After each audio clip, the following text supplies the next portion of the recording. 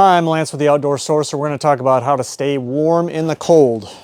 So I was in the military and I had a severe back injury and it really messed up my circulation. My feet get really cold and they sweat, which is a huge problem. Circulation's bad, but my feet sweat like crazy, which is icky.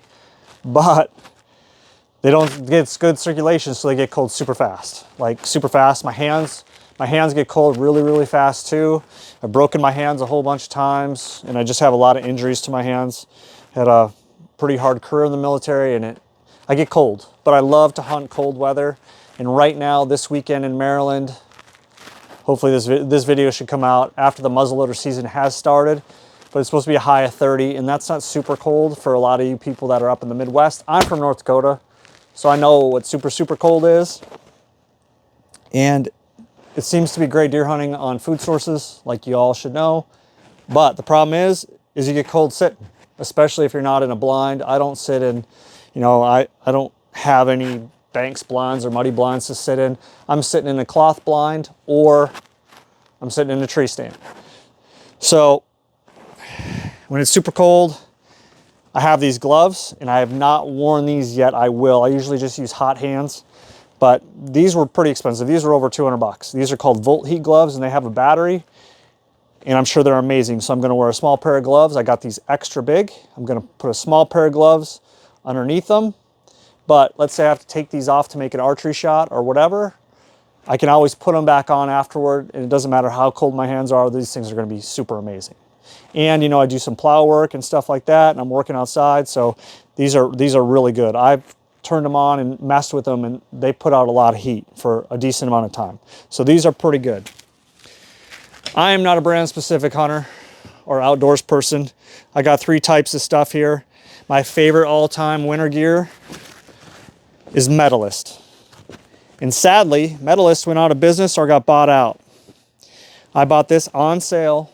And if you watch some of our other videos, I tell you how to get stuff on sale. And right now there were a lot of Black Friday sales and there's gonna be a ton of sales after shotgun season or your rifle season's over at your local stores or on GovX or whatever. I got this on sale. The store was going out of business, so they sold everything. The reason I like this is always been super warm. All the pockets are magnet. So when it's cold outside, there's a zipper one here internal, but that's where I put my hand warmers and stuff. So they're magnets, so you don't have to mess around or try to do articulate stuff when your hands are cold, open the zippers and do that kind of junk. I think this was 80 bucks for this jacket, and this jacket has been the bomb. It's probably one of the best things that I own cold weather wise. But my problem is I have a gear problem. So I buy stuff. Now, these Cabela socks I've had for these are heated socks and they come with this battery here. I have 4 batteries and I wear these pretty much every time I go out. And then I put a whole bunch of dead downwind scent powder in with these socks. And these socks are amazing. It's the only reason I can stay out in the woods. These were 250 bucks when I bought these about 10 years ago. Probably the best investment I made because without these, my feet would freeze and I'd be out of the woods because they get cold super easy. I wear them with my Muck Arctic boots and with a thin pair of socks between these and my feet, and it's awesome. So if you have the problems like I do, or you're getting old, because I'm getting old, I'm 45, gonna be 46, things just aren't as good as they used to be. Now, I do have some Sitka gear here, and I got this for 70% off on a sale. So why not, right?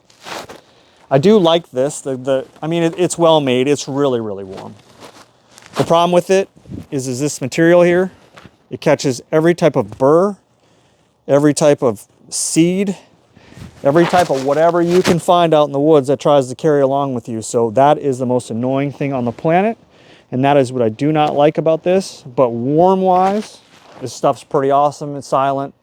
It's good quality stuff. And then I also have the Coda Silence bibs and jacket. I just have the bibs out here for this video. Super good, super warm. This stuff's awesome. And I got it on sale too.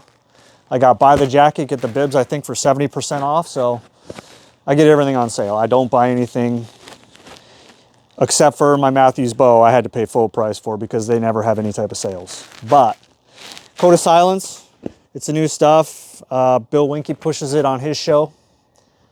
Midwest, or not Midwest Whitetail, but Hoyt's Bow Hunting Whitetails, or whatever he calls it. But it's a pretty good show, and this stuff's actually really good. The only thing that I dislike is there's inside the jacket, you can't hear it in here very well, a little bit, but the jacket has like, it almost sounds like a plasticky membrane inside of it to keep the wind off of you. I think it's like a windbreaker, an internal windbreaker, and it is a little noisy. I don't think it's enough. You can hear it a little bit, but if it's really, really cold, you can hear it more. And I have a heater on in the shack because it is cold in here. So you can hear it a little bit, but I don't think it's ever going to be a problem. And I have worn this a decent amount, and it hasn't been a problem.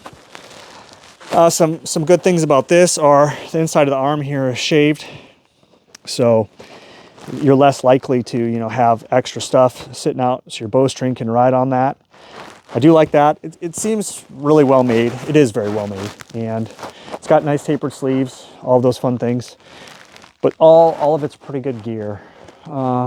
Everything seems to be getting super expensive with hunting gear. I don't think anymore that you can buy. I know the scent lock stuff, I don't really believe that it's catching your scent.